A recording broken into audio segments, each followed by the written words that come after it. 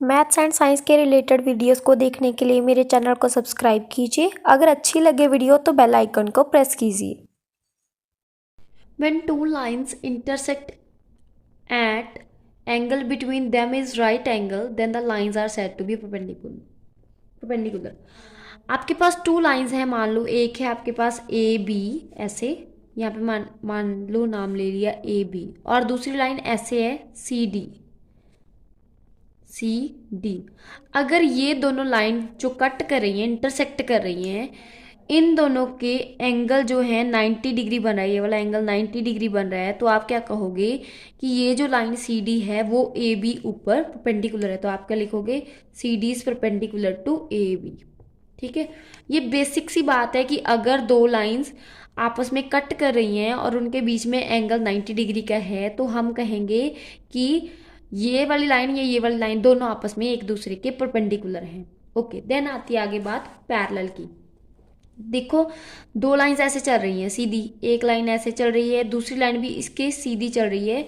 उन दोनों के बीच में जब उनका जो डिस्टेंस है वो सेम रहता है, ठीक है, शुरू से लेके एंड तक जब उनका डिस्टेंस जो है सेम रहता है, उनके बीच में कोई भी लाइन एक दूसरे के नज़दीक नहीं आती या दूर नहीं जाती, बस सेम डिस्टेंस से चल रही होती हैं, तो हम कहते हैं कि वो लाइंस क्या हैं, आपकी पैरेलल लाइंस हैं।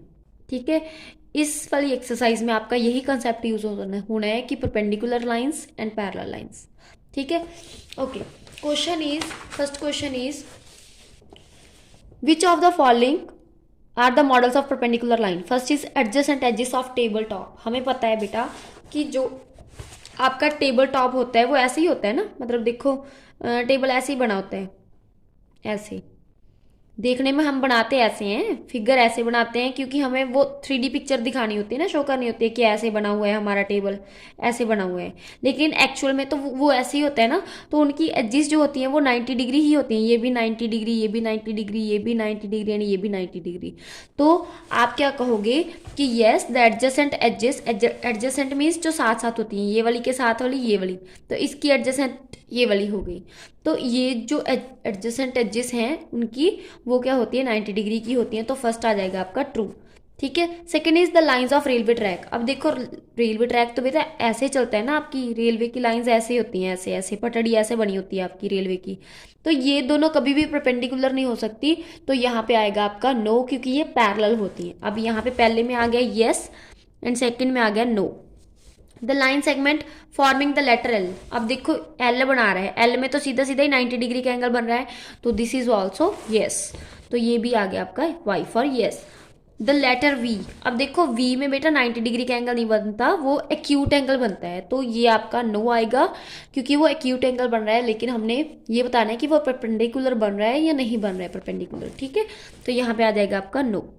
Second question is let P Q be the perpendicular to the line segment X Y. देखो पी क्यू कोई भी है हमारे पास लाइन सेगमेंट, किसके ऊपर, एक्स वाई के ऊपर। हमने बेटा क्या करना है, सबसे पहले एक्स वाई ड्रॉ करते हैं कोई भी। मान लो मैंने यहाँ पे कोई भी एक्स वाई ड्रॉ की, एक मिनट, मैंने यहाँ पे कोई भी एक्स वाई ड्रॉ की, देखो मैंने यहाँ पे एक्स वाई ड्रॉ कर ली। ठीक है, इसका नाम दे दिया मैंने एक्स वाई, यहाँ पे एक्स यहाँ पे वाई। अब उन्होंने कहा है कि जो पी क्यू है इसके परपेंडिकुलर है, let P Q and X Y intersect in a point A. अब देखो पी क्यू जो है इसके ऊपर परपेंडिकुलर है, हमने ऐसे बना ली, ये बन गई आपकी, सॉरी लाइन है बेटा, यहाँ पे आ गया आपका पी, यहाँ पे आ गया क्यू। अब यहाँ पे जो इंटरसेक्टिंग पॉइंट है ये आ रहा है आपका ए। ठीक है, उन्होंने यही कहा ना कि आपके पास कोई भी एक्स वाई लाइन सेगमेंट है, पी क्यू उसको इंटरसेक्ट करे किसी पॉइंट ए पे, हमने ड्रॉ कर लिया।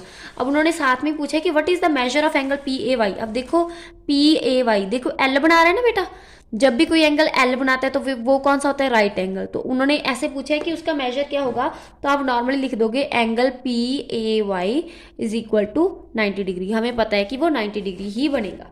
ठीक है, next question is there are two set squares in your box. अभी हमने पीछे वीडियो की, उसमें टू सेट स्केयर्स होते हैं। What are the measure of angle are formed at their corners, do they have the angle measure that is common. तो आप लिखोगे yes the measure of the angles at the corners, मतलब आपके third question का answer है the measure of angles at the corners, measure of angles at the corners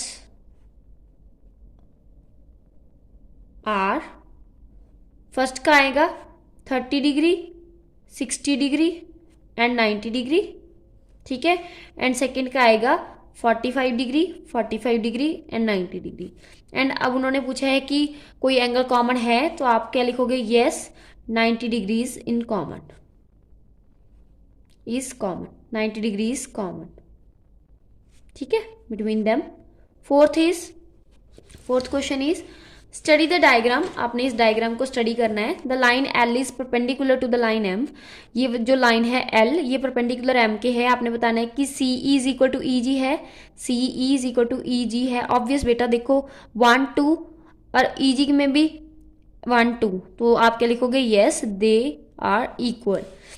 does P E bisect C G, क्या P ई, ये जो line है P E वाली, वो बाइसेक्ट कर रही सी जी को? अगर लेफ्ट में और राइट में पॉइंट सेम है तो यस बाइसेक्ट कर रही है, अदरवाइज नहीं कर रही। अब देखो यहाँ पे 4 पॉइंट है, यहाँ पे 3 पॉइंट है, तो यहाँ पे आएगा no, P E doesn't bisect C G. Next is identify any 2 line segments for which P E is perpendicular bisector.